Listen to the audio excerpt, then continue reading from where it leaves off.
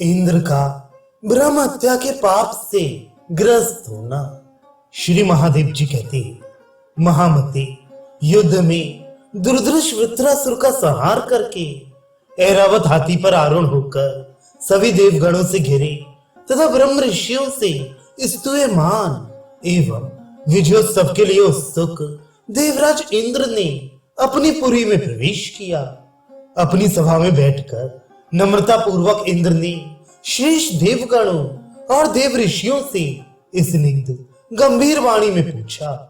इंद्र बोले, मुनि श्रेष्ठ दधीचि, मेरे कथनानुसार अपनी अस्थियां मुझे देने के लिए अपना शरीर त्याग कर स्वर्ग चले गए। इस कारण मुझे ब्रह्म हत्या का पाप लगा है। मैं उससे कैसे मुक्त हूं? इसके लिए अब क्या करूं? विप्रगण, आप कृपा पूर्वक मुझे बताएं। ऋषिगण बोले, वे मुनि श्रेष्ठ दधीचि तो जीवन मुक्त थे और स्वेच्छा से स्वर्ग गए। इस कारण वृत्रसूदन, आपको पूरी ब्रह्म हत्या नहीं लगी है। देवराज, उस पाप का नाश करने के लिए महापापों का नाश करने वाले अश्वमेध नामक महायज्ञ को आप करें। महाबुद्धिमान बृहस्पति एवं अन्य देवताओं ने भी ऐसा सुनकर इसमें अपनी सहमति बताई। तब शांत चित्त होकर इंद्र अंतःपुर में चले गए। देवगण भी अपने अपने स्थान को गए। मुनि श्रेष्ठ, तब देवराज इंद्र ने विधि पूर्वक बहुत दान दक्षिणा सहित अश्वमेध यज्ञ किया। एक बार देवताओं की सभा में देव ऋषि नारद ने पधार कर देवराज से कहा, देवराज, आपने यद्यपि यज्ञ कर लिया है, किंतु ब्रह्म हत्या अभी भी आपको लगी हुई है। इसे मिटाने के लिए आपको यत्न करना चाहिए। इंद्र बोले, मैंने उस पाप की शांति के लिए अश्वमेध महायज्ञ किया, फिर भी वह वर्तमान ही है। अब आप ही बताएं, मैं क्या करूं?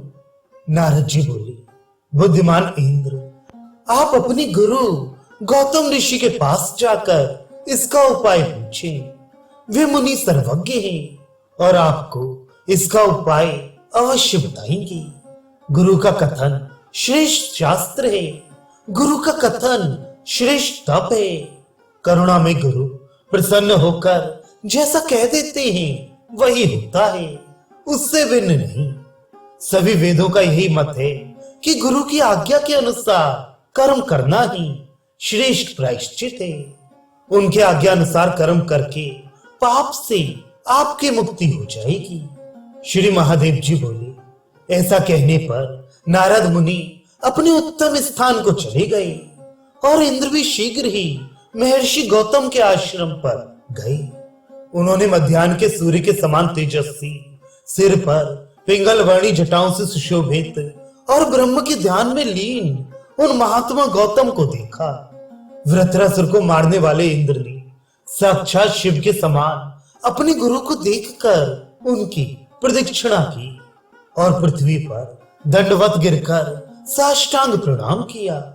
समाधि के विराम होने पर गौतम ऋषि ने देवराज को आया जानकर उनसे पूछा, ता अब अपनी कुशल बताएं। इंद्र बोले, प्रभु, आपके दर्शन से ही मेरा सब कुशल मंगल है।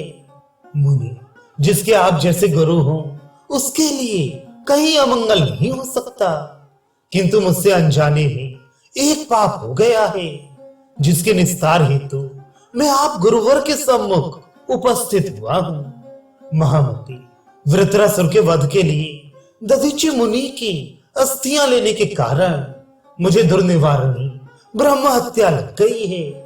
उसके शमन के लिए मैंने अश्वमेध यज्ञ भी किया, किंतु फिर भी उसका संभवतः निवारण नहीं हो रहा है। गुरु, मेरा चित्त अत्यंत दुखी है।